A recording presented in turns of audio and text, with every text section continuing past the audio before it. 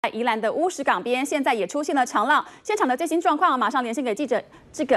杨子英来告诉我们。记者现在所在的位置就是在宜兰乌石港这边哦。其实现场这边风是非常的大，而且看看我旁边这乌石港这个海浪哦，其实是一波一波的打来，比烧子还更剧烈、更强大了一些。因为这个中台麦德姆这威力可以是不容小觑，它目前还在积极的吸收能量，逐渐扩大增强当中。那气象局呢预估说，这个麦德姆台风呢，大概会在明天清晨的时候登陆台湾，首当其冲的地区会是宜兰和花莲，因为它会从宜兰花莲这区域这边登陆台湾哦，到时候这个风雨只会越来越强，所以呢，这个海巡署现在也积极的派，也不敢掉以轻心呢，也不敢大意，他们从清晨6点多7点的时候就派人了来到乌石港海岸边这边巡逻徘徊，为的就是要劝离这些寻求刺激的冲浪客、钓客或是来这边观浪的民众哦，请他们远离这个海岸边，以防发生任何的危险。因为呢，东半部这边海岸已经发生了这个长浪的现象哦，所以呢，这海巡署他们也不敢掉以轻心，